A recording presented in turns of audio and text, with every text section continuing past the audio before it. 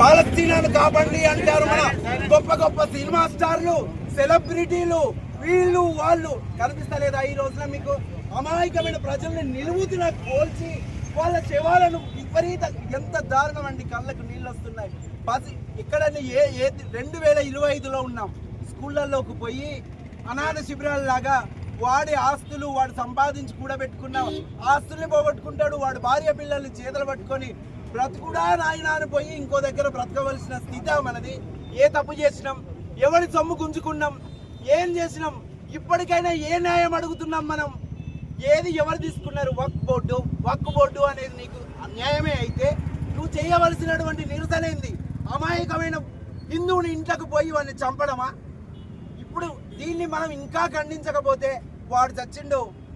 అది బెంగాల్లో జరిగింది, మొన్న బంగ్లాదేశ్లో జరిగింది, ఇవాళ బెంగాల్లో జరిగింది. 2 రోజులు అయితే హైదరాబాద్ అవుతుంది, 2 రోజులు అయితే నీ పక్కింటికి వస్తుంది. సాయంత్రం అయితే 5 గంటలకు మనం ప్రోగ్రామ్ అనుకున్నాం. 5 గంటలకు 500 అనుకున్న కాడ ఇంకా 500 రావాల్సినంత శక్తి ఎక్కడ రావట్లేదంటే నా వరకు వస్తే చూస్తాను అనేటువంటిది. అంత నిద్రాణ వ్యవస్థలో మనల్ని పొయ్యేలాగా మన తప్పు కాదు.